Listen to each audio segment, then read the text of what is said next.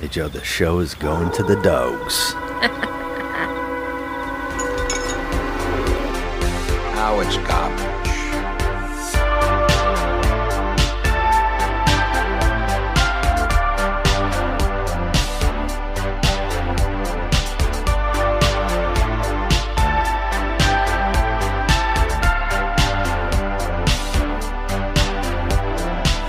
Just another movie night.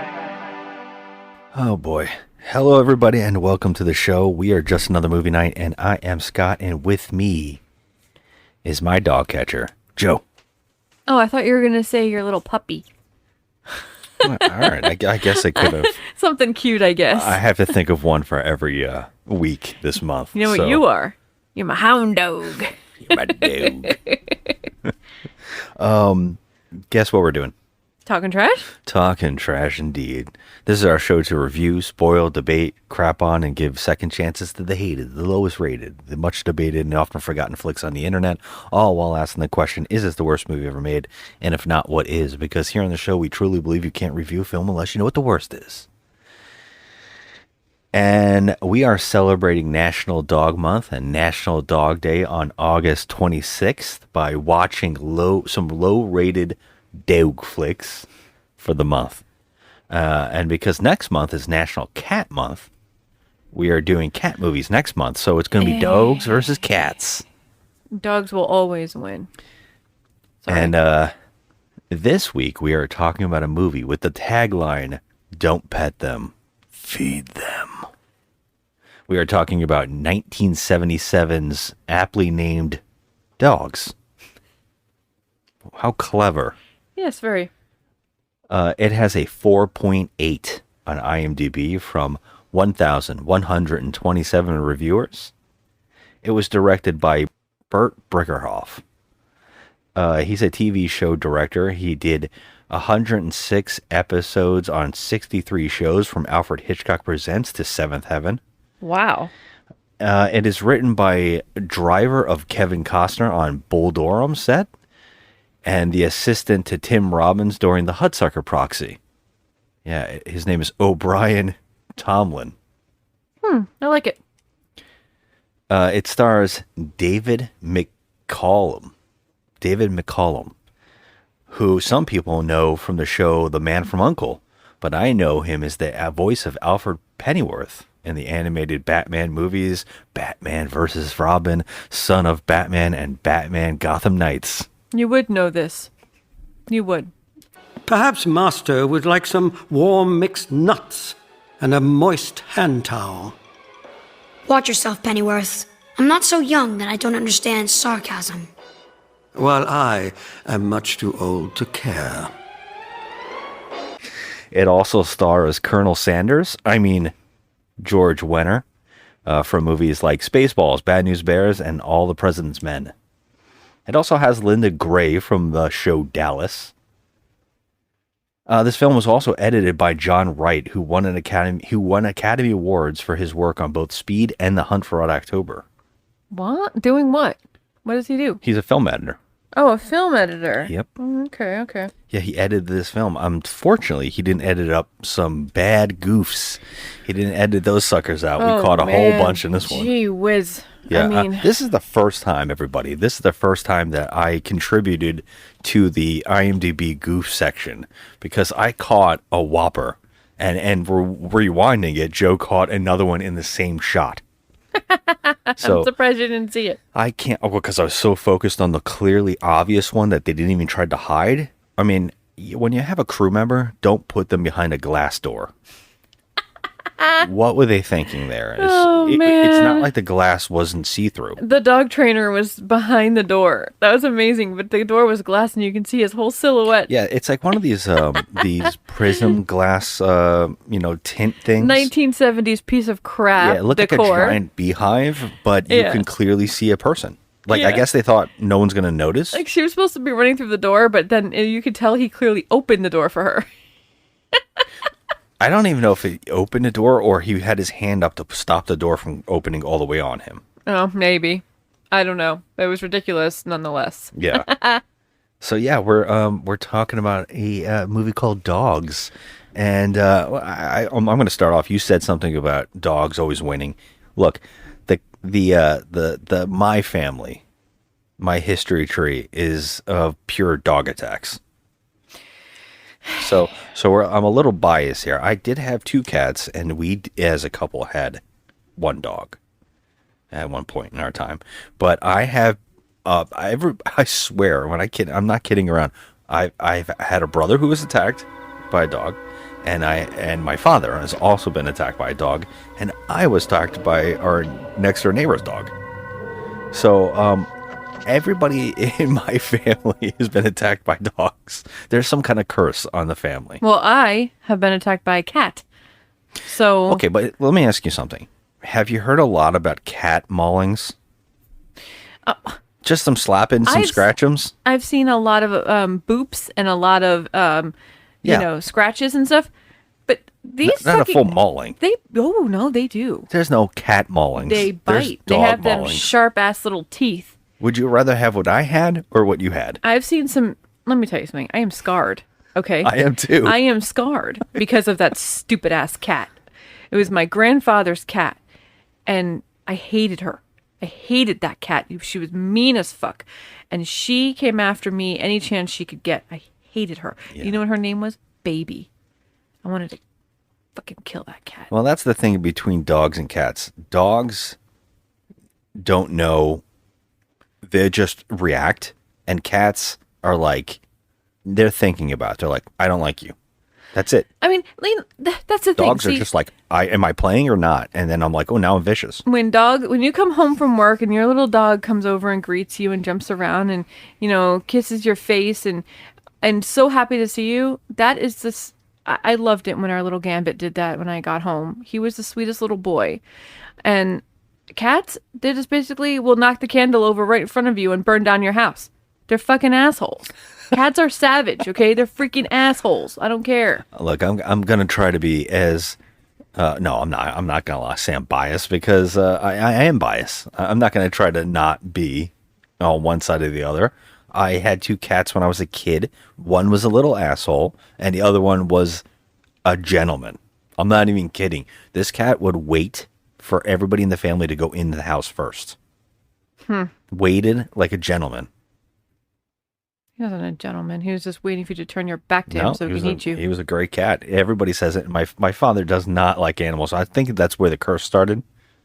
He does not get along with animals very well. I will say but he said there's something that with cat was amazing. There's something with your father and animals because it's like Damien. Yeah, I'm telling you, our little boy, he loved everyone. He was scared of him, but he didn't. There's something about your dad that just didn't. He did not mesh well with your dad, and he loved everyone. He was a sweet little boy. He is. I'm gonna search his bald head next time I see him for the 666. Make sure. I mean, we could be because I think I have the spots on my forehead where the devil horns were removed, so it might be. You gingers, okay? That's what it is. Spawns of Satan. And that's a funny segue because this movie also poses that gingers are the assholes. Yeah, this is a theme in this movie. We actually have a lot of connections this month. You know what? I don't care. I know that there are a lot of cat people out there. I'm not going to lie to you. I have yet to meet a cat that was sweet and kind to me. I have problems with two animals savagely trying to kill me. Okay, this on other this one earth. is true. Cats, I think you're a little. I've seen the cat attack twice with you, but that was because that cat also attacked me too. But yeah, ostriches are your thing.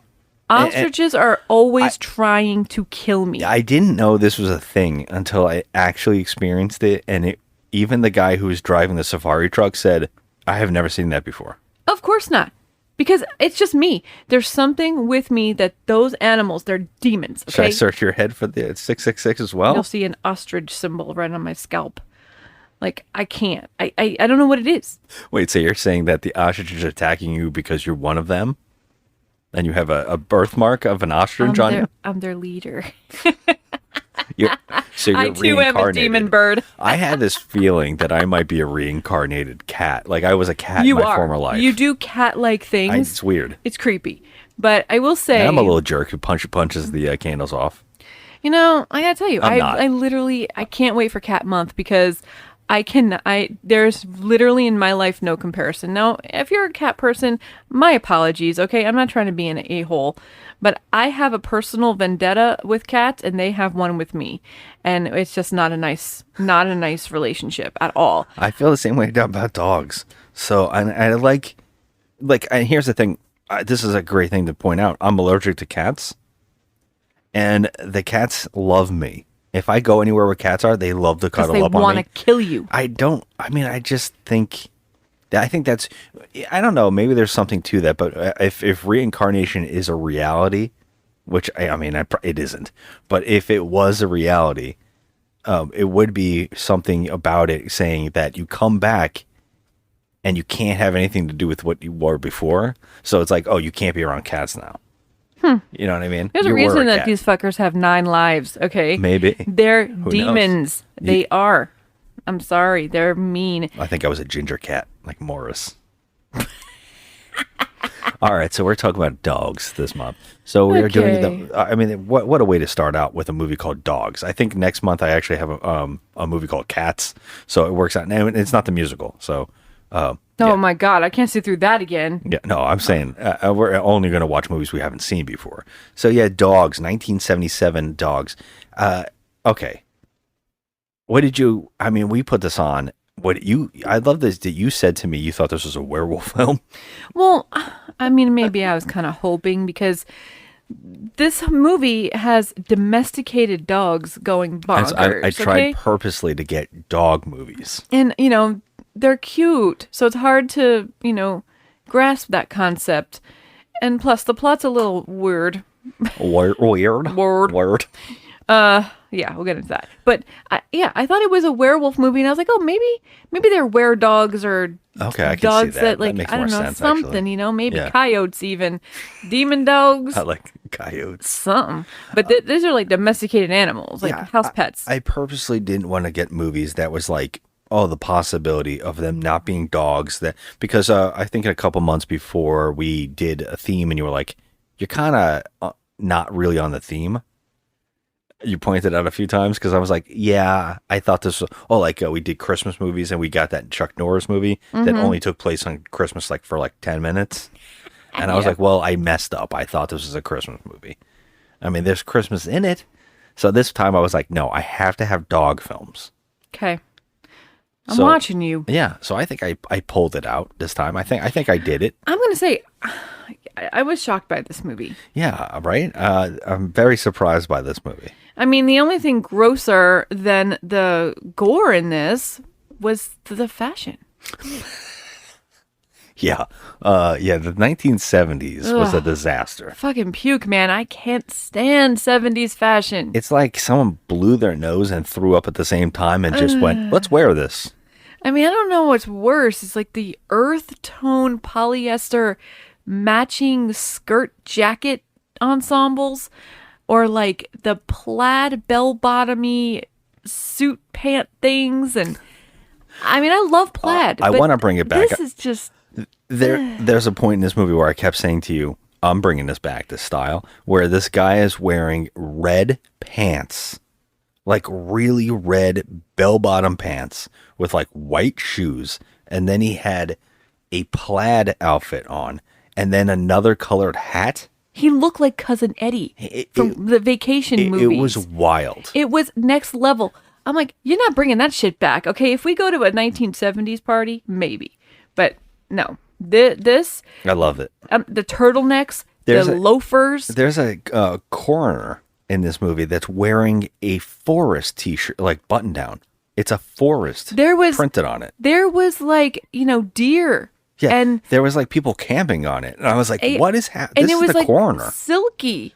I'm like, where is this dude going? Is he going to like, a swingers lounge? Yeah, exactly. Everybody looked like they were going to a swingers party. Awful. Everybody. And the funniest part is he didn't need a sandwich, but this this might be a new cliche. People who like the coroners in movies wearing different outfits like this. Like I don't know if I've seen this before.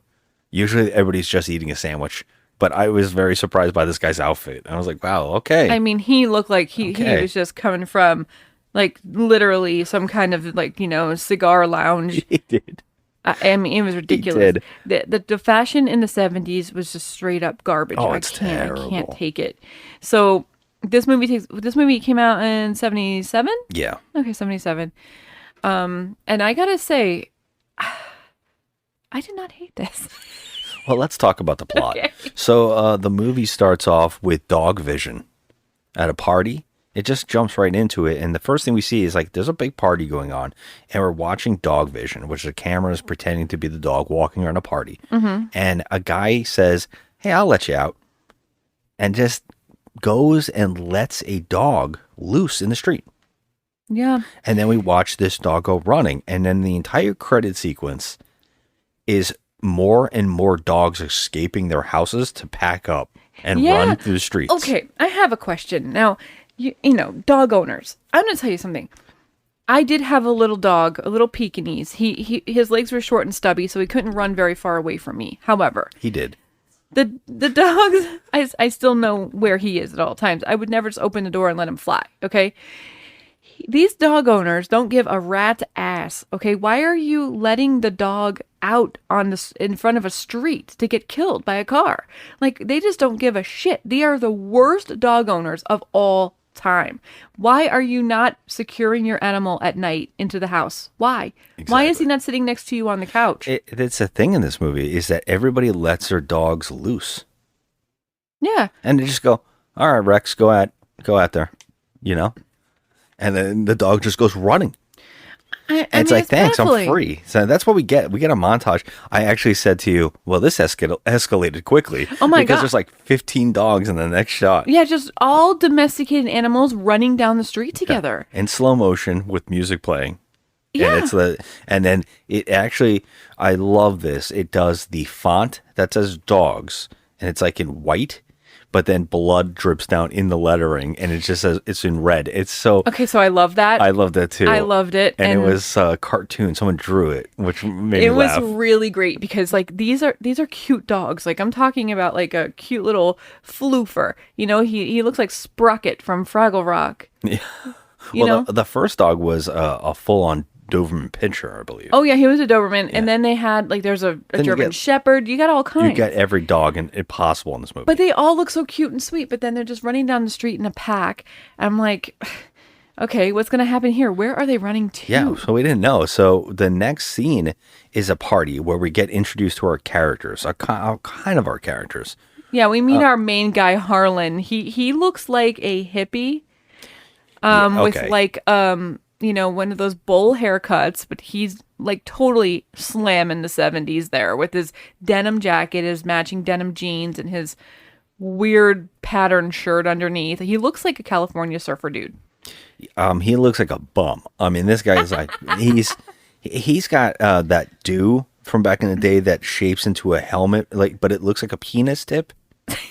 Right, so it looks like Lord. Little Lord Fauntleroy. I was gonna say what's his face from Shrek, but I like yours better. We used to call our my nephew God. that when he Who- was little. And that's the funniest part is that this entire movie we kept calling this character Keith, which is our relative, like who we thought if he was alive in the 70s, that's what he would look like. He would. He had a beard. Yeah. He looked like he was, and then he would always had a beer in his hand. Okay, like if Keith were alive in the 70s, This is he him. would be this person. Except I think that he wouldn't be wearing jeans. He would probably be wearing denim shorts. Oh, absolutely. Yeah, probably denim shorts and some kind of Hawaiian outfit. Yeah, And for sure. The funniest thing about this as well is that he likes beer, and this character in this movie also drinks out of a can constantly. Yes, it was like There's actually a sequence where the girl that he is involved with basically says, you know, you can come in. I have a nice warm house for you to come inside. And then she's like, and he's not paying attention. Then she goes, and I have cold beer. And he goes, huh? I was and like, by warm house, she means she's her like- vagina. Yeah, she's got a bed on her back, and he doesn't even like perk up until she says cold beer. Yeah, no, he wants the beer. He doesn't want the bed. He doesn't want any of that. Do you want to come in for a while?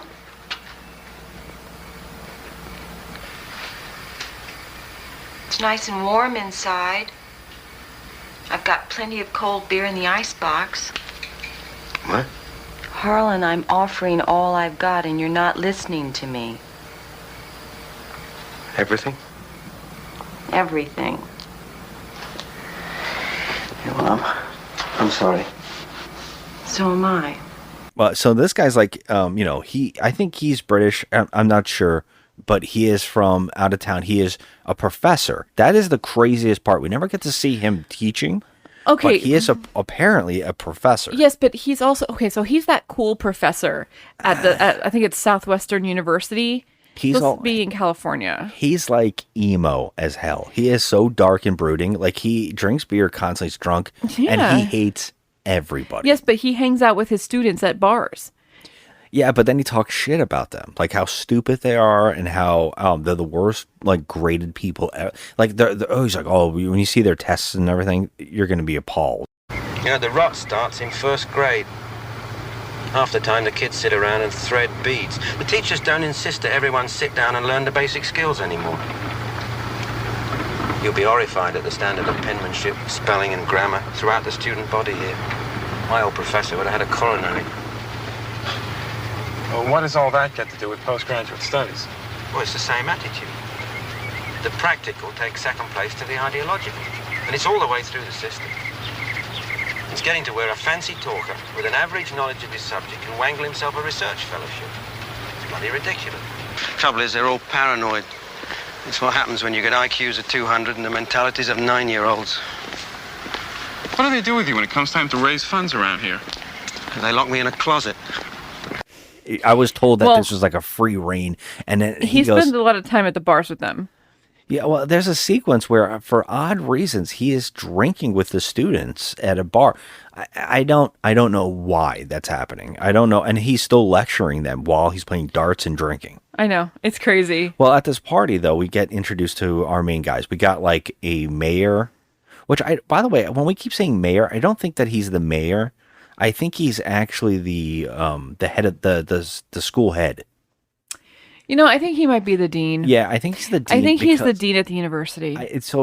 We were trying to figure this out because it seems like there's they're at a university, and I was pretty sure it was California. I don't think in the movie they say anything. No, but it is California. But I looked into it. It was San Diego, and I had to look into it further because they won't stop saying the linear accelerator. Is that the famous linear accelerator? What's so secret about a linear accelerator? It's that damned linear accelerator. What the hell we're going to do about the linear accelerator draining power from the people? They have a linear accelerator on campus. That's supposed to be a government experiment. No, it's not. I looked into it. It actually is. I put San Diego Linear Accelerator College. Why is that on a college campus? So it's basically what they use to do radiation treatment. So it's a medical thing. So this campus, this school, is some kind of big medical school. Well, it's a biology. That's the main guy, Harlan, who's like the California guy. He is a biology professor. Yes. So, yeah, and he is. They have a linear accelerator on campus. They have a linear, and it turns out that is true. And I looked into it, so I don't know if this school is supposed to be this school. I don't know, but it doesn't really say. With Michael Fitzgerald on your staff, I'd say that Southwestern is now among the top 2 or 3 college research centers in biology. Wouldn't you agree, Harlan? I understand he's very good. And also, it's very confusing because some of the kids seem younger. Well, you can't tell with the 70s. You can't tell, but it's supposed to be a college campus. And because they're teaching and they're studying all these different things, they all are working on their scientific projects of whatever the hell you want to call them. And I guess that's the whole thing. So there's a new professor coming in who is virtually doing the same kind of, what's the word I'm looking for, where they're working on their own. Yeah, they're doing like an experiment. But they're working on their own field.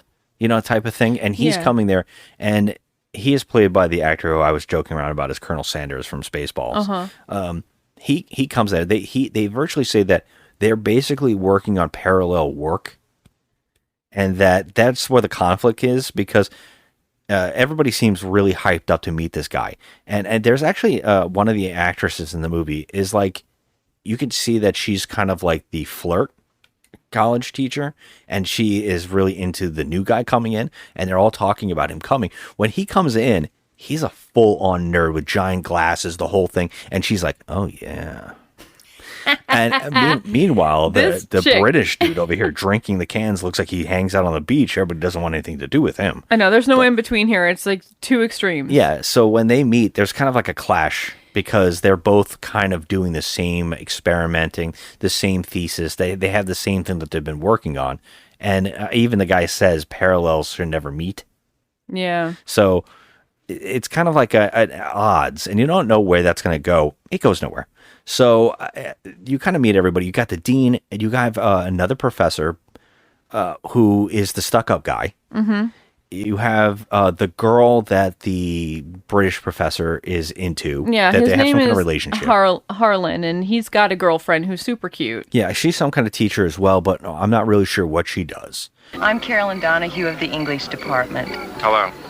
We only really see one teacher doing a lecture, and that is Colonel Sanders. What's the matter, Colonel Sanders? Chicken. So, we're slowly start finding out that all these people, we kind of get little bits of who they are. It seems like the professor who's from, England or whatever, he's kind of more of a brooding guy, and he's like, drinks a lot, and he doesn't want anything to do with everybody else.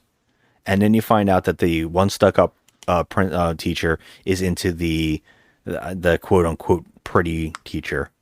I don't know what you want to call her. The one with the mattress strapped to her back. The one that's like trying, not the one that offers the cold beer. Not that one. But we kind of get their little bits of who they all are. So we then find out in the middle of the night at this party, he gets called. For some odd reason, this one guy shows up in a cowboy outfit. I guess he's like some kind of ranch hand around town or this area, because this college campus seems like it's cut off. It has its own dorms, but it also has its own house units, which is weird. They have like houses that are in the same area. It's like its own little community of this college campus. And the linear accelerator. Just wanted to keep saying it because they say it a lot. I just have a problem with linear accelerator. Okay, first of all, isn't this thing giving off copious amounts of radiation?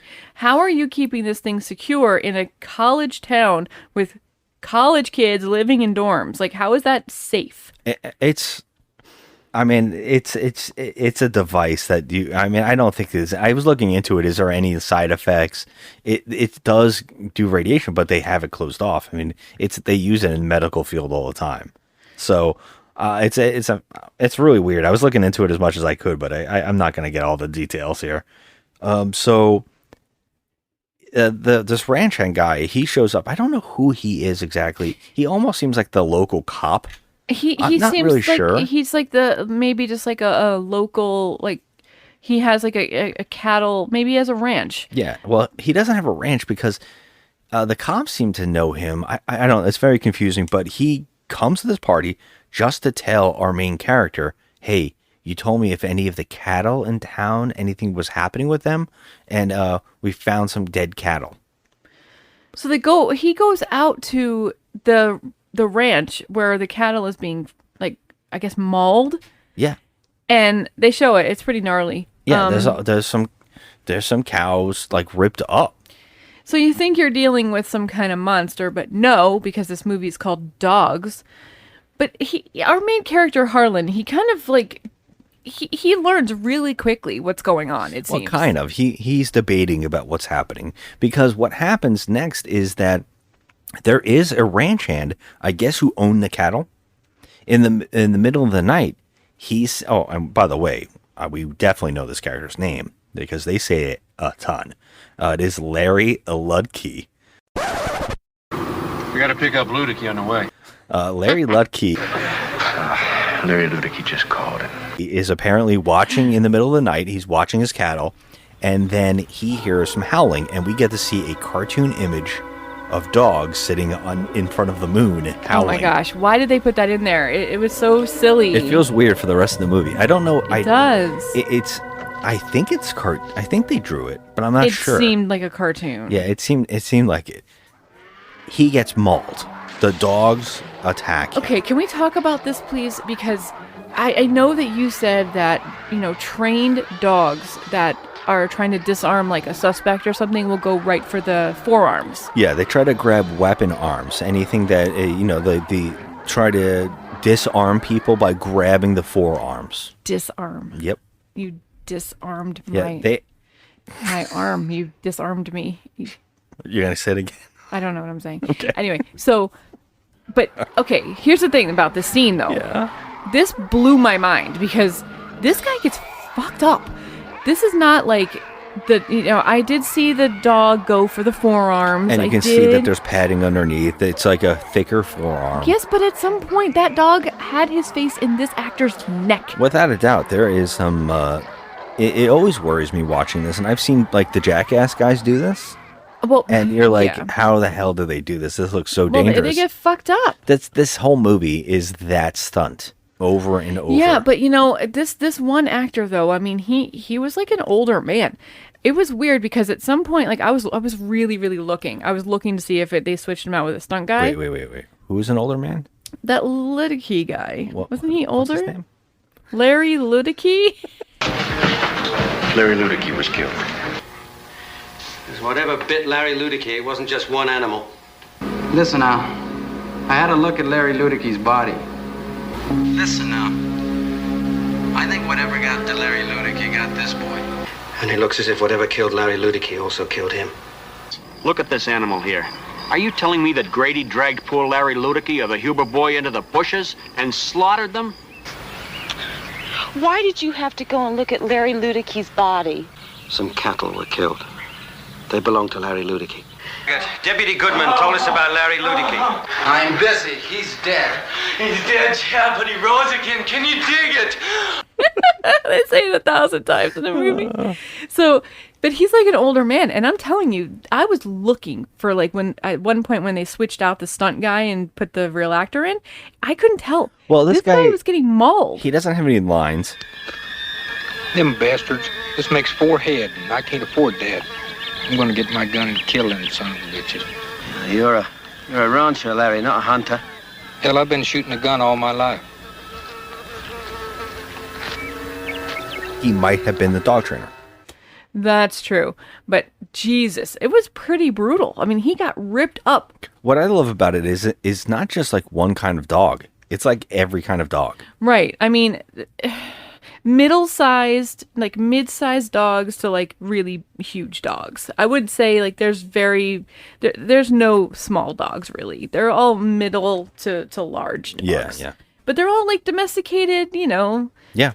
And it's just crazy to see this because the one that does the most damage is the Doberman. I mean, he tears the There's shit a couple out of this guy. canine type dogs. Yeah. They also the big ones. Yeah, but what's impressive is that you can see that this is a full-size grown man, and he's getting dragged. I mean, they show it. Yeah. He's getting dragged away from the scene by the dog. I think you're mixing it up with another person who gets dragged off set. No, he gets dragged because they find his body at the gas station. Yeah, so that was weird. There's a mention later on because they look at the cattle. He goes back to back home, and then he gets another call. Actually, it's like maybe the next day, because we get like a whole classroom scene where we find out that the one guy, the other teacher, is teaching kids about pheromones, which is a theme in the movie, which they want us to know purposely that his science he's teaching is pheromones and how it makes a hive mind. And he's like talking about ants and stuff like that, and how it can change the way of the behavior of other species. When species get together, like if they were to group up, they would pass and become one big mindset, like kind of a thing. Right. So this is how they're explaining this away. And also the linear accelerator. Right. Is in town. So, yeah. It's in town. It's in town. Like the circus. I think one of the characters in the beginning actually says, well, there is no proof that the linear accelerator affects animals. So I was like, okay. And then the next scene is like, pheromones affects animals. And you're like, all right. Okay. So is this thing? So they're suggesting that the linear accelerator is radiating the pheromones, and when the domesticated canine gets close to each other, they're packing. Okay. That's how they're explaining this movie. The plot of this movie is there is a college campus, a linear accelerator emitting pheromones that are causing the dogs to go apeshit. Yes. And we get that night, I think they go and play darts, and they're at the bar and they're talking about this. Our main character actually makes jokes about movies because they're talking about how one kid saw a killer ant movie, which I guess is like Them or something he's talking about. And he's like, and our main character goes, terrible screenwriting, right? Oh, it's so fake and it doesn't make any sense to science, right? And then this movie's like pheromones. I wish this movie was called A Linear Accelerator, but or pheromone. It wouldn't have the same kick. I mean, it can't get more blatant. Dogs. Because literally, the stars of this film are the dogs. I mean, the animal trainer was pretty damn good in this. Yeah, let's point that out too, because he gets a call when he's at the bar that they found that one guy's body, and they said it was like ripped up and near the gas station, but I didn't understand why. And they had it at the morgue. I told you. So he runs down to the morgue with his girlfriend. For some reason, I guess because they were on a date and he brought her with him. You know what? It's so romantic. I want you to bring me some champagne, some roses, and take me to the morgue so I can, just... That's so sweet. Well, no, let's go play darts, and you can drink with the other kids from our class. Yeah, that too. Yeah. Yep. And by the way, when we see that, when everybody's in that bar, they're all singing. They're all having a great time. They all have the same song. We meet one of the students is a large ginger. Is his name Howard? I think his name is Howard. And I only bring him up because he actually becomes more and more important in the film in a weird way. I mean, he though? I actually wrote a quote from later on in the movie where a guy goes, someone says, "Hey, what about Howard?" And the one other guy goes, "The fat boy?" And then the other kid says back to him, "Yeah, he left because he's hungry." And I was like, "Oh, Jesus.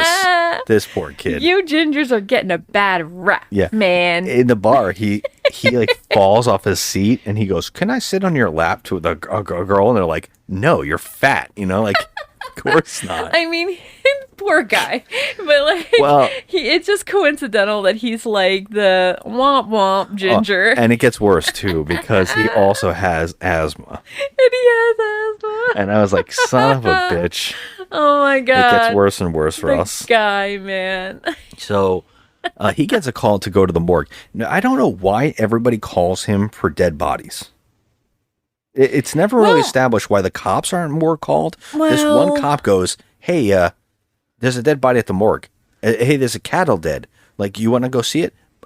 It's so odd that they're calling this professor constantly. Well, because he's a biology professor, so he'll probably know, maybe what kind of animal. But it's like he's actually those wounds. It's actually, but it doesn't. It's not that, because the coroner should be able to do that. The coroner is an idiot. But let's back up, because I was just saying that I think that it's like this professor has put out feelers. Hey, has anybody ever found a dead body in town? Just call me. Okay, here's my number. Just call me. Anybody who finds anything. Dead anything. I want to look at it. I want to poke and prod it and touch it with my bare hands, which what happens. So, yeah. When he goes down to the coroner's office, at the same exact time, we get more dog attacks. So there's a guy on a motorcycle who drives up, and about 15 dogs are just sitting in the street at night. It's like they were just waiting for him. Yeah. It was crazy. It was like I don't know, they were like a bunch of zombies, but they weren't moving. They were just sitting. They were sitting. So he crashes, like the birds. And he's like, "You damn dogs." And they start mauling him. See, this is where the movie just starts saying, you know what? Fuck it all. okay, we're going to go pure savage. We're not even going to care or hold back. There's a poor old lady that sees all this happening from her front porch. She runs over to help the kid. She has a dog too. She has a little dog. And she has a little dog who's like, you know what? Joins up. Screw you, you old bag. I'm gonna go join these. These are my new friends now. And the dog starts mauling. It ran up and ate the motorcycle guy's throat. Yes. I'm like, holy shit. So then the attention gets turned on to this old lady who literally gets freaking jacked up. I didn't think they would do it. Like I thought, wouldn't it be funny if that happened here? And I thought, they're never going to do that. And they do it. And this is the one where she's being mauled so terribly. The motorcycle guy, they leave him and he just dies while trying to crawl up to help her. Yeah. And they drag her ass away too. They actually show her legs getting pulled off shot. Oh my God. Like just off the out of frame. Savage. This old lady. I was like, damn, they're not going to spare nothing. Yeah. But then I got scared. I'm not going to lie. Okay. Because this is when the movie just starts going. Like, no, like just go, go, go. There's a freaking dog show. Okay, yeah, but you're skipping over the morgue. You're skipping over the morgue. Okay, because we have to talk about the morgue. This is the most. This guy. I don't know if he was drunk during filming or what the director's choices were, but like when he goes to the morgue to check out the body of that rancher, poor Larry Ludicky.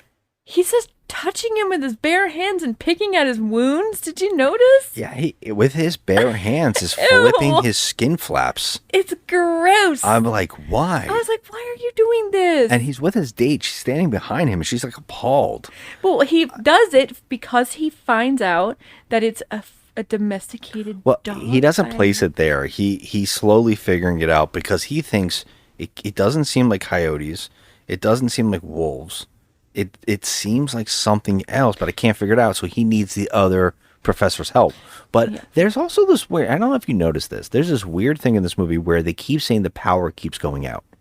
Okay, that's because there's rolling blackouts. No, because the linear accelerator is generating too much power. So it causes occasional blackouts and then the power will come back on shortly. Yeah. So like that's what they were explaining in a way that it's using too much power, which would explain why it's sending out the pheromones or whatever. Yeah, but my question to you is, didn't you think this was going to be a bigger part of this movie? Like that this was some kind of explanation of why the dogs are attacking and then the power went out, maybe they'd switch back? Yeah. I thought it was going to be something, but it only plays into the coroner that he's touching the body and she's like appalled and the lights go out.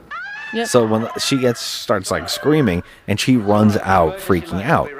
I mean, I would too. The power goes out and you're in pitch blackness in a freaking morgue with a dead corpse like right there. With a dead corpse. I did say dead corpse. When I say you get me. Okay, with a dead body present. I did say dead corpse. Okay. I will say the only reason the coroner isn't helping here, the guy with the Forest t-shirt, or silk button-down Forest t-shirt, by the way, tucked in. He is dealing with a guy tripping on acid. Give me a God, it's so beautiful. Which sees Jesus in the... Okay, this was the most useless thing to throw into a movie. It's like a weird way of getting them so he can't help this guy out figuring out the wounds or talk to him, which would have been makes sense in the sequence. No, so he figures it out himself. That this is like... Because he called out, but the coroner calls later on and it's like, I looked at the wounds myself and it is wild animals, but I can't place what animal it is. And he's like, I'm sorry I wasn't helping you. That guy was tripping pretty good. But he does call and he's like, hey, by the way, we also have more bodies here later on. And I don't know. They didn't tell us if it was the motorcycle or the woman, but one of those people are never mentioned ever again. That old lady got dragged off. They're like, there's more and they're connected. And he's trying to work with that other professor now. The two professors are kind of collaborating and talking about what could cause this, what can make it, what kind of animal do you think this is, what kind of dog or wolf or whatever, what could it be?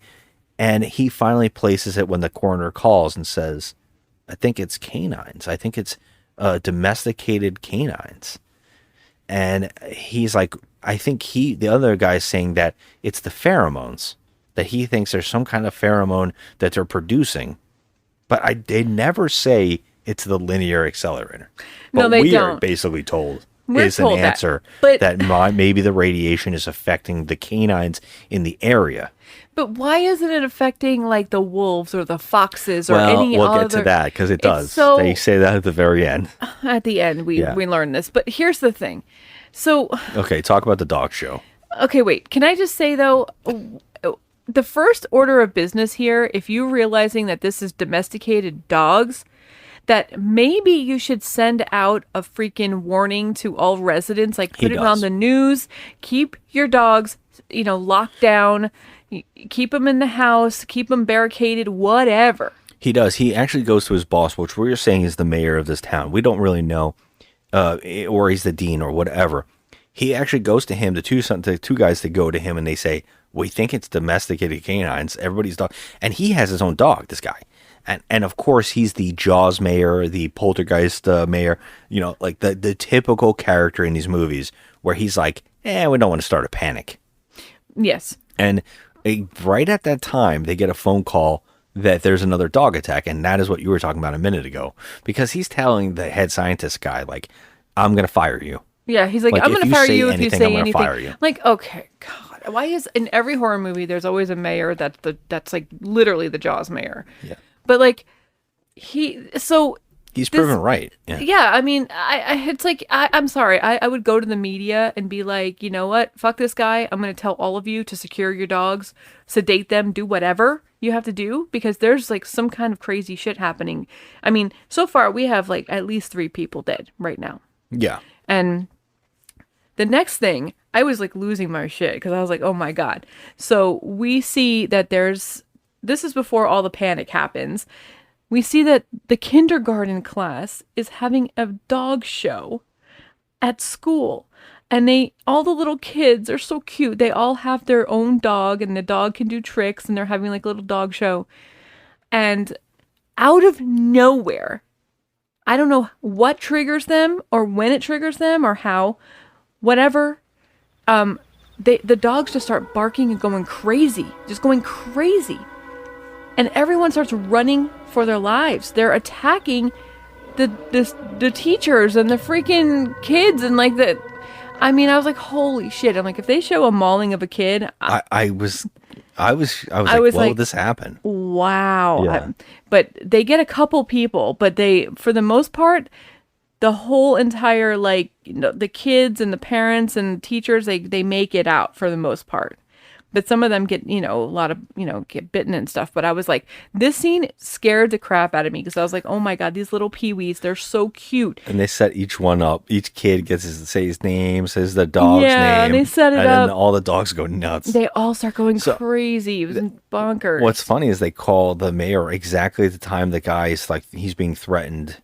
He's threatening the other guy to shut up about it. He gets a call. The dogs all attacked everybody at the thing. So now what really pisses me off, just like in Jaws, where Brody gets like shit on because he told everybody to call and tell everybody that there's a shark killing people and the mayor doesn't do it, Brody gets slapped, right? The same thing happens here where this guy is like, everybody's turning on him. People were killed. You didn't say anything to anybody? Well, I wasn't sure yesterday. You mean to say you knew these animals were running around wild and you let the kids have a dog show? Are you crazy? Look, don't hunt these animals at night. It could be very dangerous.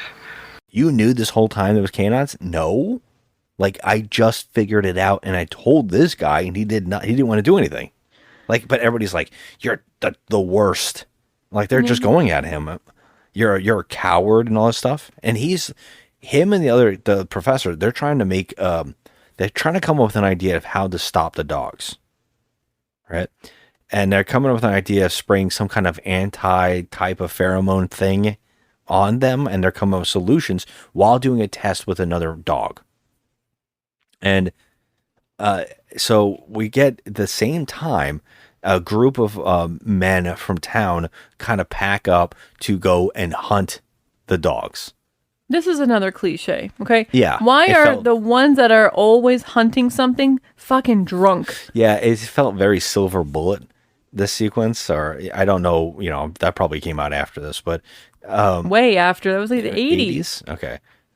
Yeah, it felt very like that, where you get a bunch of idiots with like hunting rifles, and they go out in the middle of the night, they go set up a camp, and they all just get bombed. This could have all been avoided if these people would have just got an all points bulletin to secure their dogs. Yeah, the security. Well, I mean, don't literally, think so, because put your dog in a cage in a basement. It's that simple. This is where we start getting this set up that there is a noise that this pack of dogs is making that is like a rolling, creepy howl. Mm-hmm. It's really weird. It's like a long, dragged out howling sound effect, and it is creeping everybody out. But what we start finding out is that when this howl happens, any other dogs that hear it get instantly turned to the pack. So if they're in the house, they're just going to go nuts. Yep. So, except for one little pocket dog that seems to do nothing. And like, why isn't it not attacking? Oh, it's Harlan's girlfriend's dog. She has this little tiny, like, I don't know what he is, but he's so cute. And he's just like, you know what? I ain't got time for these fools. Yeah. He's like, I'm not turning. I was just waiting for our main character to chuck it, because I was like, Aww. because I was expecting it to bite her. Poor guy. He was getting jostled around a lot. Yeah, There's a lot of screaming and running. Oh, and she flailing. screams in this dog's face. I don't know how the dog didn't react like negatively, but those hunters hear the howl, and they're in the middle of nowhere. There is nowhere they're going to fend this off. They're being like circled. See, they're being like stalked by the dogs in the middle of the night. I have no patience for this kind of stupidity. Okay, first of all, those are rifles. They are not, and because I told you my experience of video games, they're not close range guns. I don't know anything about guns, except that I know that rifles are not close range weapons. If you have a pack of dogs, why wouldn't you take a shotgun or like a handgun or something? Why do you have this stupid freaking gun? These guys are drunk assholes and they deserve to get mauled. And that's exactly what freaking happens. Well, it's funny because the one guy that we don't know if he's the sheriff or not, he's with them, and he even says, he's got a handgun. He says, guys, stop drinking, because I don't want to be stuck with you idiots if you're all drunk when this happens. Like, who's gonna do anything? You're stumbling everywhere. This is such a cliche in horror movies that they always go out like, robble. All drunk with their guns, and they think they're gonna just, take them down and be the heroes. Meanwhile, they can't even stand up straight, and they're a bunch of freaking morons. Yeah. And they're all butchered. I mean, completely. But the best part is, like, first of all, this looks really good. I mean, it's not bad. It looks really good. This guy, his face was like just flaps of roast beef. It was good gore. It was good. It was fine. It worked really well, I thought, for the sequence. Yeah. I mean, so the three of them get completely destroyed. And then the one guy, who I think is the sheriff, or maybe he's a cop or something. It's hard to tell. He's the one with the handgun. He's just watching as these three guys just get completely destroyed by the dogs. And I'm screaming the whole time. I'm like, you stupid fucker. I'm like, you have the handgun. Shoot one of the dogs. He does shoot multiple dogs, but it doesn't seem to do much. I mean, he could have saved at least one of those dudes. I didn't think it was possible. Poor decision. There's like 20 dogs around them. Well, one was on the one guy with the roast beef face, okay, and he could have saved that guy. He could have. But he didn't. He was the worst. So he gets mauled to bits. He makes it to his truck to call for help, and he's just like, bleh. He dies. He dies, yeah. I can't even tell you the body count number right now, because I feel like at this point, this is even higher than 3 or 4 of the Friday the 13th movies, the body count in this movie. And we're talking about domesticated dogs. We're not talking about Jason Voorhees. I'd say we're at 7 if we're counting Larry Ludke. To Larry Ludicky. Oh my God. And his cattle's another victim. But yeah, so this is where basically it just starts going into madness, because they're experimenting the other dog and trying to come up with a solution of how to stop the dogs. They hear the howl, and their dog that they're doing the test on jumps out of its cage, bursts through it, and runs off. Like a freaking savage. It got through a metal cage? Yeah. Well, it's not metal. It looks wooden. It looks metal. It doesn't look real. I don't know. one shot it looks metal, next shot it's completely cardboard. Either way, what happens right now is freaking off the wall. It's crazy. These dogs go, I don't want to say hog wild. We start getting shots of different incidences of murder. So I think the one in particular to talk about is the one professor who seems to be into the other professor, the stuck-up professor and the pretty woman, and they come back from a date. And this sequence is weird. You can tell that he's into her and they've been dating for a bit, but she is not. She's just using him. And when they get back to her place, she's like, have a good one. And he goes, are you like, when are we going to stop this? When are you going to invite me in? Why do we keep doing this? And she's like, gets to the point where she's like, I have a headache. Here's the thing. I don't like you like that. I feel like she's leading him on and she gets punished for it because he makes it to his car and he drives away, right? I don't remember ever seeing him after this sequence. Yeah. She gets it into the shower and the dog kills her in the shower. So yeah, okay, we got to talk about that. That's this real, like, you done wrong, girl. You led him on and you're a piece of shit and I'm going to kill you. One can say they're trying to say bitch. Like, yeah, I will say that I actually was watching this and I said it out loud, like, why lead him on? I feel like this is the only strategic kill in the movie. I agree. I feel like the dog was coming for her because she's a bitch. Yeah. She is an idiot. She leaves her back door of her house open. The sliding glass door is just open. So a dog comes in there. She undresses and goes to the shower and is listening to music, which I was laughing about because it sounded like the Love Boat theme. And she goes in the 70s. Shower. What? I don't know what's happening in the shower. First off, her head is the same height as the shower head. You really have to put a clip of this online. I'm going to have to, because I'm going to edit it with funny music, yes, too. you have to, because it looks like she's being, like, ground up by a guy in the shower. She looks like she's either dancing or optic nerve blasting. We don't really know. I'm not going to say banging. I don't know what's happening in the scene. I think it's just her washing her hair. I don't think it was supposed to be like suggestive at all. But it was. But it is. And then the dog just comes in there and eats her in the shower. It was pretty funny because I was like, okay, this is just a strategic kill because everyone else, whoever's running and flailing, it's like Jurassic Park. The dinosaurs are going to run to whoever is running and flailing. This girl, literally, the dog was just mad because she's a bitch and she led this guy on. Like, he was getting his revenge on her for whatever reasoning. And he's like, you know what? You deserve this. You deserve this mauling because you a bitch. You don't be leading men on like that. Well, we thought it was going to jump through the window. I mean, why would you need to jump through the window when the door's literally open for you? Well, they do the dog Stupid vision 70s again. people. Yeah, they do the dog vision again, and we see that the dog is watching her in the window. Yeah. And then I was like, "Wow, it's going to jump through the window. It's going to be amazing." And then we're like, "No, the door's open." Yeah, I mean, why is the door open? Right. It's just like, just walk right in. It's okay. These people didn't give a shit if they got murdered in their sleep back then. Yeah. Nobody locked their doors. They just didn't care. Like, that one is like that one is a crazy one. But yeah, so now it like progresses even worse that the two heads, the two professors who are trying to figure it out, they go to the police station to try to call that sheriff guy who was already killed. And when they get to the sheriff's station, they see the people in the sheriff's station all dead. They're too. Just dead. A guy is dead, and he was hiding in a closet, I guess. And when they open the closet door, he just falls out on them.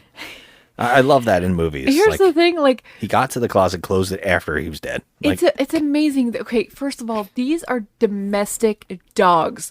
Now, I understand they're all riled up and they're trying to maul your neck out, but you take a broomstick and, smack them or something.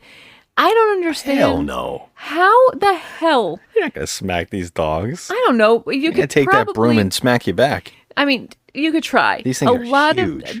Some of them are, but a lot of these people, they don't even try. They just lay down and get mauled to death. And I got to tell you, some of these scenes were pretty damn good. Have you not seen a dog attack somebody? Like, there is no fighting the damn dog. No, not a lot of the hard. time. But I mean, in this situation, at least try. Some of these people didn't even try. They just like laid down and just let it happen. And I gotta tell you, some of the women that got destroyed in this movie, oh my God. Like I feel like I felt bad for them. Yeah. I will say that the two professors actually get some guns. The one gets cleverly gets a shotgun. The other one gets a rifle that he can't use. Yeah, that pissed me off. And they go running through the town to try to help people. And they go to try to get the mayor, who they find fighting his dog on his property. On his lawn. The dog, okay, this dog was literally biting out his neck and everything. And the other professor takes his rifle and shoots the dog. Well, we don't see it. We just see him shoot off screen. And the next shot, I go, oh, I bet he shot the mayor. And sure as shit, he did. The mayor and the dog are laying there. And the dog jumps up. It's still alive. And then the other guy shoots it with the shotgun. And we find out he missed and shot the mayor and killed him. Yep. I was like, okay, well, I wouldn't be able to live with that. Yeah, but the guy's like, it was an accident, shake it off. We have a lot of people we have to help. And they find, we didn't talk about this too, and I'm mad we didn't talk about it because she's MVP of the movie, is this mayor guy's wife who makes him call the governor. Yeah. And the guy is such a puss that he's just like kind of like skating around telling the governor, hey, there was kind of an emergency here. And he just kind of like hints around it until the wife grabs the phone and says, there's dogs murdering people here. Like, there's a problem. She's a badass. It seems we've been having these dog attacks. Hello? What's that? Oh, you have a dog? What kind? A mutt. Oh, that's beautiful. That's beautiful. Oh, for God's sake. Governor, some people down here are pretty frightened. Now, I know we don't want to get into an alarmist frame of mind, but I just wanted to apprise you of the situation. I really don't know what you can do. No, I don't think there's any chance that anything's gone wrong with the accelerator. It's just that we have a large bunch of dogs that are acting up, and that's the long and the short of it. Governor, this is Louise Koppelman. 2 people have been killed down here by dogs. Yes. Yes. And a group of kindergarten children and their parents were attacked just this afternoon. Yes. Now, we need some help. Well, I don't know what you're going to do about it, but do something. And then she's just found dead in the... She's floating in the pool. I'm like, what is happening? Oh, I'm like, oh, no, not her. When I tell you everybody in this town is dead, it gets worse, okay? Yeah. It gets worse. So he sends Colonel Sanders back to the school. Colonel Sanders goes back to the school to help all the college kids. And, okay, the reasoning behind this, I think this is a stupid decision, but they're all told... All the college kids are told to exit their dorms and convene in the library? Okay, so, yeah, Why? no, that's not exactly how it happens. He goes there. None of these kids believe it's true. They're all like, yeah, right, dogs. He's like trying to scramble. Now, this guy just killed somebody, and he is scared out of his mind. And he's saying, everybody has to check in. We have to write everybody's name. Everybody's got 5 minutes in this room. Go to your dorms. Take everything. You got 8 minutes. Meet back here, and then we're going to move over to the library and get together slowly. And everybody's like, we don't believe it. What happens is, when he goes downstairs, another guy for some reason dressed like Gilligan. I don't know what's going on with this guy. He's got a yellow raincoat and a bucket hat. And he comes up and goes, hey, what about Howard? And that's the scene. Howard's the chubby guy. Like, oh, the fat kid? All right, I'm going to go find him. He went to eat in the kitchen. Yes. I can't find my roommate. Your roommate? Who's your roommate? Howard Kaplan. Howard? The fat boy, you mean? Yeah. He was hungry. Oh, for Christ's sake. I think he went to the Commons. It's a scholarship job. He's got keys. All right. I'll go get him. You wait here. Make sure no one leaves the place. Understand? Yeah. No one. Howard? Fat boy, you mean? Yeah. He was hungry. Oh, for Christ's sake. So what do you think happens here? So he goes to go save Howard. Right? At the same time, the kids all convene and they go, well, no, he's not back. Let's all go to the library. Okay, so that's the problem there. They didn't wait for this guy, and the one kid with the raincoat is like, "Hey, he said wait. We shouldn't do it." So when he goes to get Howard, Howard is doing the entire scene from Jurassic Park. He's singing a song about how fat he is, and he's like, "I can't wait to eat honey buns." And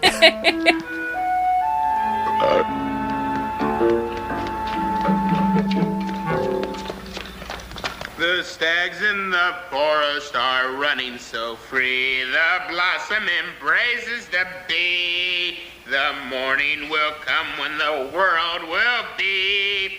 These sweet rolls belong to me. the dogs go in the kitchen, and okay. He's Clever. actually one of the only smart ones. He's actually not the smart one. It's the guy with the gun, the professor. He but comes he in and stands says, up on the table to try and hide from them. true, but he's still holding his honey buns. He would not give those up. The guy actually says, throw the damn honey buns on the side.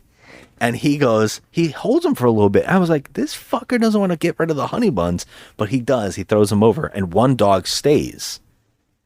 And so it makes the guy with the gun, he can't shoot it. The gun, it doesn't have a bullet because he used the one bullet to shoot the mayor. Oh my God. He goes over and smacks the dog with it. The dog is like bloody, like he killed it. Yeah, I was like, I feel like at one point they actually hurt that dog. It looks like he whacks it with the bat. I mean, like a there's bat. not a lot of trivia on this movie. Yeah. So I want to believe it. None of the dogs. Yeah, I know. I hope not. You always hope with these kind of movies. So he is able to get Howard out, and of course Howard is asthma attacking. Is anybody here? Oh, those idiots.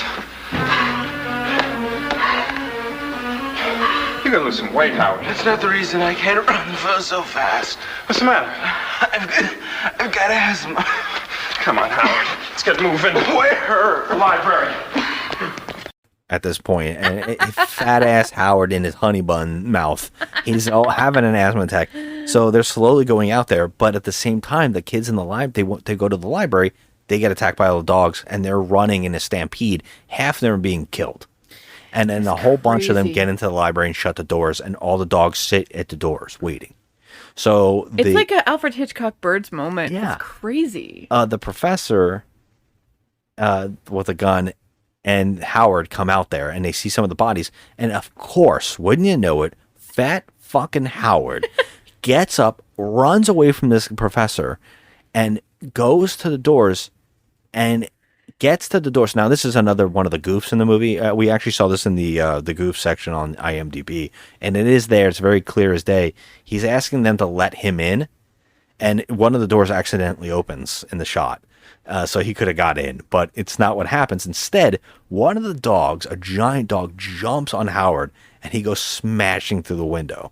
And it lets all the dogs in the library. It's a pretty good stunt. Oh, it's awesome. And all the people in the library are just devastated. I mean, these dogs rip them to shreds. Oh my God. They showed like all the bodies just laying there bloody and messed up and mauled and stuff. And I was like, damn, this is pretty rad. I mean, we're not kidding. Every single student is murdered. Like at this point, we're at body count 100 in this freaking town right now. There's nobody left. We got Harlan and his girlfriend and her little dog running around. So that's what's happening with his character. The dogs actually leave the campus because he went back to get his girlfriend at her house. And when they get there, they are surrounded. The pack goes there and tries to get her and him. And so they're stuck in the house because they go in the top stairs window.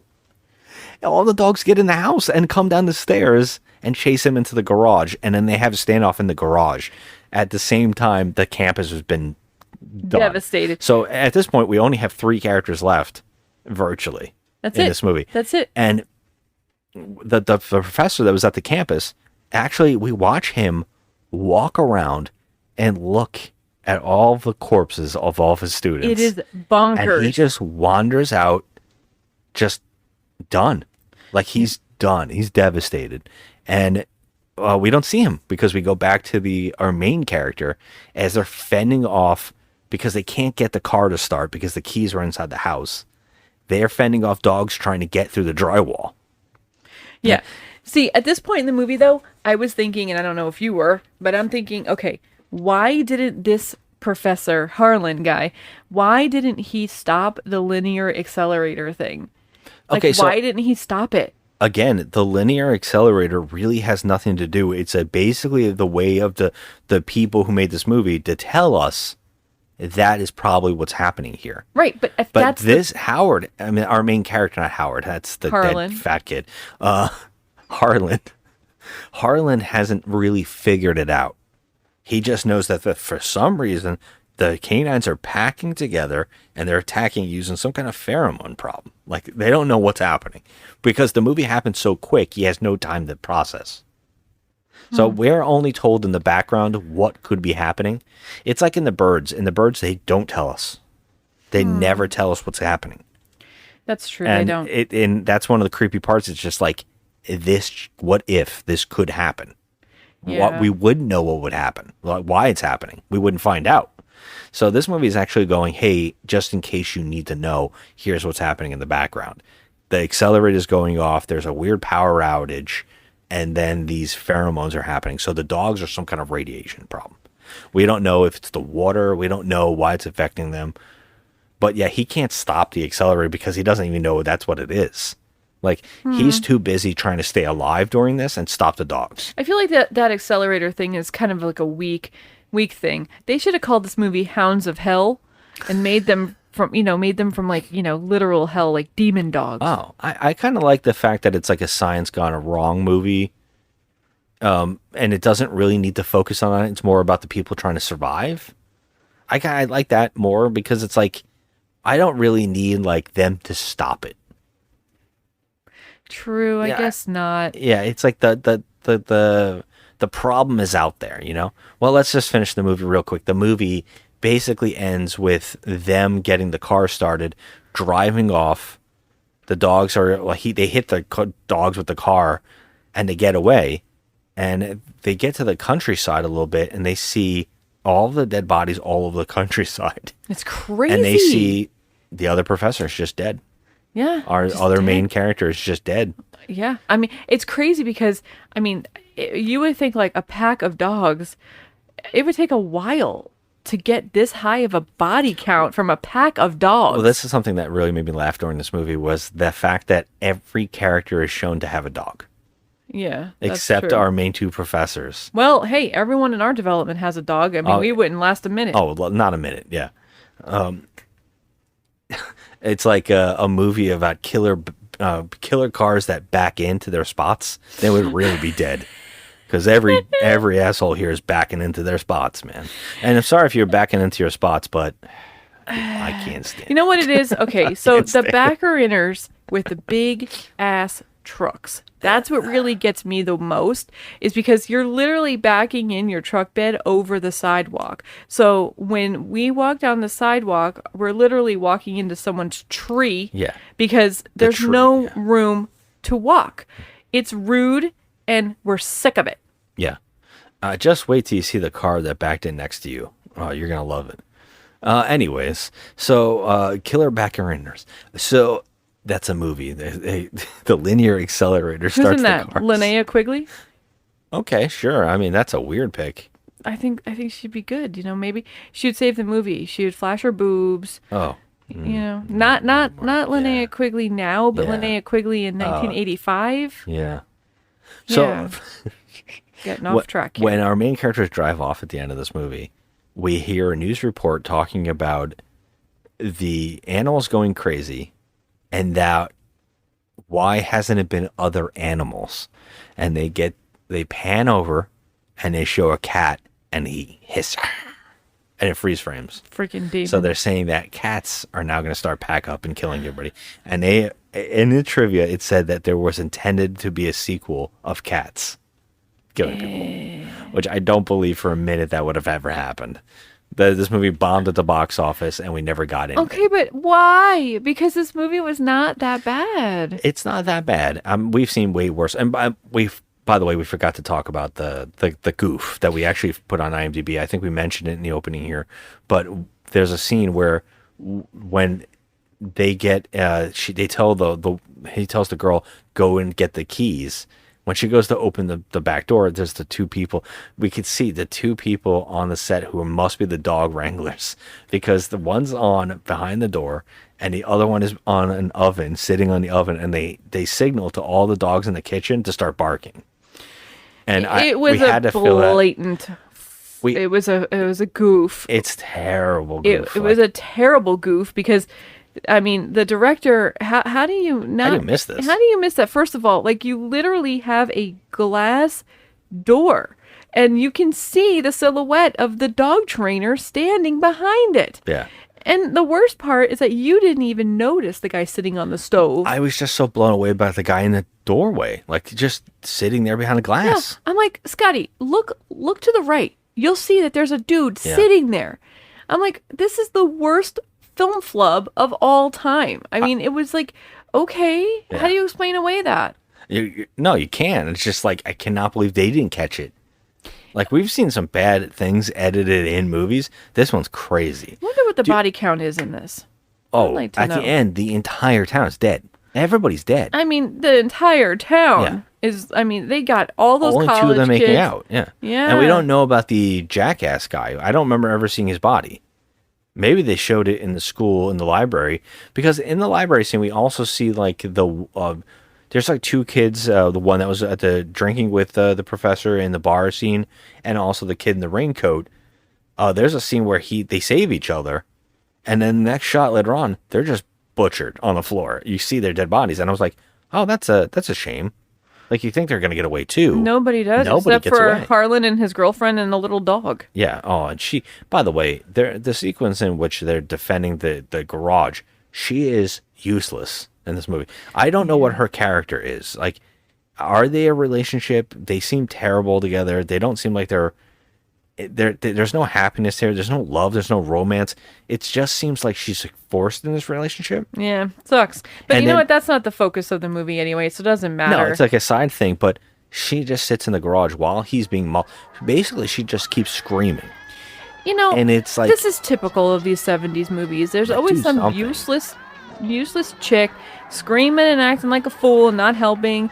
You know, it's like someone is like getting pulled, or, you know, someone's beating on the person you're with, and you're just gonna stand there and scream. Like, no, get a freaking plank of wood and crack them over the head. yeah, honestly, do something with Get a yourself. hammer. Get something. You know, What- they don't do nothing in these movies. So what year did Alien come out?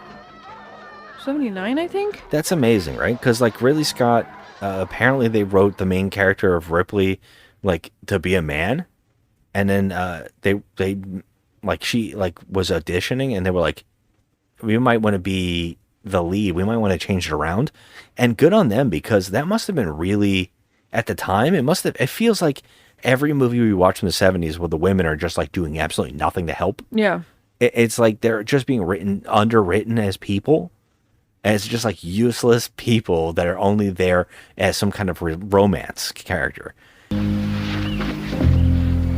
Sorry, I was determined not to do that. Well, it's my fault. I should have told you to wait outside. I'm very capable of making my own decisions. I'm just not used to being plunged into the dark in a morgue in the middle of the night. And when you see Alien, you're like, holy shit. Like, that must have blown people's minds. Like, Yeah. finally, an actual developed female character. Yeah, Alien, and then, you know, freaking Vasquez and Aliens. Oh, yeah. Badass women. Well, I think at that time also, well, no, I guess he did that before No, he did Terminator first, right? Yeah, well, Linda Hamilton. Yeah, Terminator was 84, I want to say. Okay, so that And then happened. Aliens was 86. Okay. So, Wow. So yeah. Cameron, too, is Yeah. amazing with that kind of stuff. Yeah, he is. So yeah, this movie, yeah. So I enjoyed this more than I ever thought I was going to. I thought this was going to be terrible because of the 4 whatever. I don't think it's great. There's not much story here. There's not like, I don't think we're going to really remember a lot about this movie later on. No. So I don't think. But you know what? I will remember that there's some good. We've seen better dog like attack. There is some good gore, though. I mean, they killed everybody. They didn't even hold back at all. It was crazy. Yeah, I guess so. I just don't. I don't think it's a 4. I think it's a little better than a 4, but I don't know if I would go 6. No, I it's think a I'm gonna 5. go 5. Yeah, it's a 5. It's a mediocre film. There was it's a lot fine. of, it was a good gore. It's good gore. I mean, the plot was stupid. You know. And when you say good gore, it's not really good gore. There's a lot like when the cop is killed, he virtually just drops a thing of paint, red paint. Yeah, and some of the makeup was like, just a slab of ham. Yeah, it's like when he's looking at the corpse, it looks like it's turned purple. It reminds me of like the Return of the Living Dead, not Return of the Living Dead, but the Day of the Dead, when all the zombies for some reason are like multicolored looking. Yeah. Yeah, that's true. They were kind of like grayish purple. Purple. Yeah. It kind of looks like they were frostbitten. Yeah. It's odd. And it looked like that in this movie too. And I was like, but I mean, for 1977, cheap. it was, it did look cheap, but I mean, I didn't expect all the gore. I mean, I didn't expect like the slashes and all that stuff. It was pretty neat, for this kind of movie, I guess.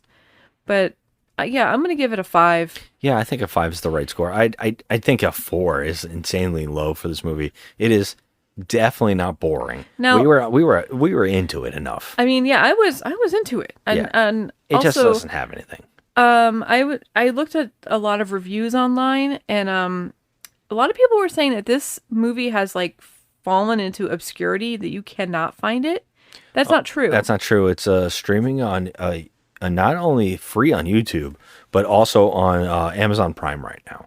Mm-hmm. So there's 2 ways to find it. So that's kind of odd, since I found it so easily. Where other movies that I want to do this month are a little harder. So that's odd. Well, Amazon Prime has a better quality. Yes, that's true. Go that route because it's free. The free YouTube one, unfortunately, is a little degraded because it is some kind of rip. If it was, and also on a bigger TV, it's not going to look so good. If it was on a smaller TV, it'd probably be fine. On your phone, it would be perfect. Yeah, probably. Yeah. But so this is for Lisa at Real Movie Lovers. I know that you're disappointed in me because I haven't been able to do my why we can't have nice things on some films. And I'm sorry to disappoint you yet again, my love. But there's 2 10s on this, and they're ridiculously, excruciatingly long and pointless. There's no 1s, there's no 2s. But I was able to find a 3, so I'm going to do the 3. And I want to see if I agree with this. I want to see if this person can sway me. You can't. This one is not one that can be judged. It's an anecdote. Oh. It's an anecdote. Well, let me ask you this. Was it written by a cat? No. Is the name Garfield by any chance? No. Normal. All right. This is the 3 out of 10 I was able to find, and it's just silliness. It's I was an extra in this film. No way. I was in high school. Most of this film was filmed at Southwestern College in Chula Vista, California. Okay. They allowed dozens of local people to be unpaid extras in scenes where they needed running scared people. Our only pay was 1 free meal from the catering truck. I got David McCallum's autograph. Nice. That's the anecdote. And then I was able to find a 6. Can we just back up and talk about this guy a little bit? Because he's an extra. He works on this movie. He got a free lunch and he met this guy and he got his autograph. And he's like, still a 3. Yes. Yeah. I mean, that's pretty. Really I guess that lunch sucked. I mean, if it's probably like a freeze-dried pack of tater tots. Yeah, but let me ask you something. If someone's like, hey, get a free peanut butter and jelly sandwich, a PB&J, and pretend to run from dogs in a movie, you're going to be like, I'm in. Yeah. Yeah. Yeah, man. You can pay me in a bag of chips. Yeah. It's like that guy, who's the guy from Reacher, that actor from Reacher, where he's like, someone asked him, do you want to be Batman? He's like, yeah, I'll do that shit for free. And I'm like, yeah. I mean, yeah, I'm Batman. Yeah. I'm in. Jeez. Oh my God. I'm not asking for much, man.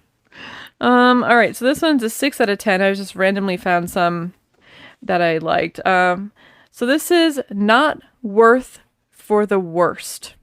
What? That's what it's titled, and I don't understand that. Not Worth for the Worst. Among all the horror movies involving mad dogs, Man's Best Friend, The Pack, White Dog, White God, Cujo, Breed, this one is probably the worst, at least the weakest of them all. a kind of Jaws on 4 legs with a collar around the neck, and so poorly done. But fun to watch if you have really nothing else to do. Only the ending can be saved. A 6, though. A 6. I do agree with him, though. He kind of nails it. It is good background noise. By the way, what were the movies that he named? Cujo. Okay, good one. What else? The Pack. Okay. So far, and I think you said The Breed. Yeah. So those are 2 I'm gonna try to get us to watch this month. Okay. So that's funny, but Cujo is a classic. Yeah. Well, yeah, we've seen Cujo, but yeah. So I did not hate this movie. I thought it was okay. The thing is, there's no characters in here to really like. Yeah. It didn't. There was no character build up or set up really. It was just like, okay, professor, and then they're all dead. Yeah, pretty much. I mean, there isn't really much going on here except like a dog attack film. Yeah, and it does that well enough. Yeah, it does it well enough. Like it's hard to believe that these little floofy dogs are like mauling out someone's neck. And nobody can fight them off. I mean, come on. This is like, come on. You can fight them off. Do a little better. Do better. It was okay for the time period, I guess. I mean, there's some gore. I liked it. Even if it was, like I said, a flap of ham or a flap of roast beef, it still looked fun. It looked like, wow, they tried. Yeah, I agree.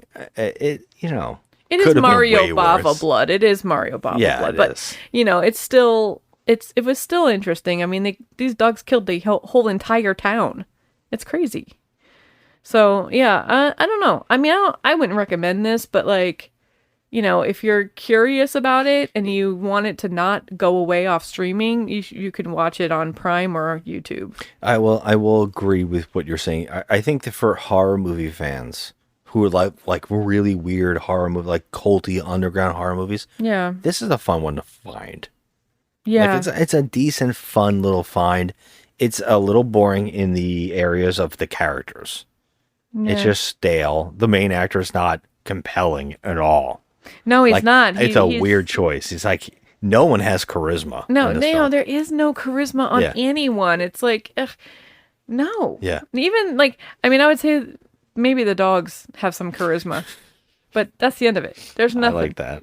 And, the chubby guy that tries to eat the cinnamon buns or honey buns or whatever they are, he's got a little bit of charisma. Poor Howard. No, fuck. I actually said on screen when they showed Howard's dead body, I said, fuck you, dude. You got everybody killed in this movie. You ginger fat asshole. Why are you mad, man? I'm saying, Poor Howard, he's dead. Not only do you make me feel bad about myself, you make me feel bad for all humankind. Hey, this guy is not a reflection on all gingers, okay? And he's not. When he goes, slow down, I have asthma, I was like, fuck you, movie. And on that note, let's get out of here.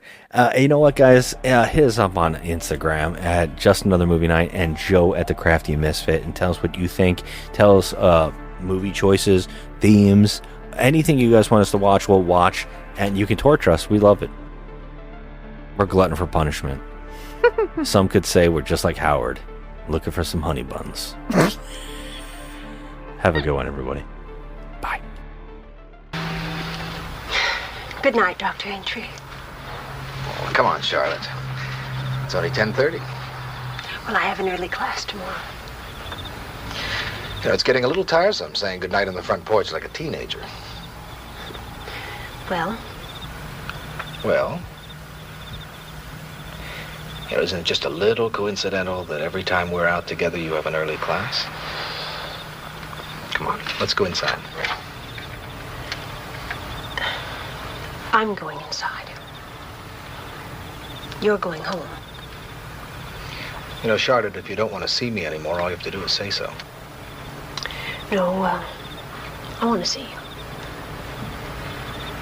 I want to see you at school and parties. That's not what I mean, and you know it. Let's just say I have a headache. Good night.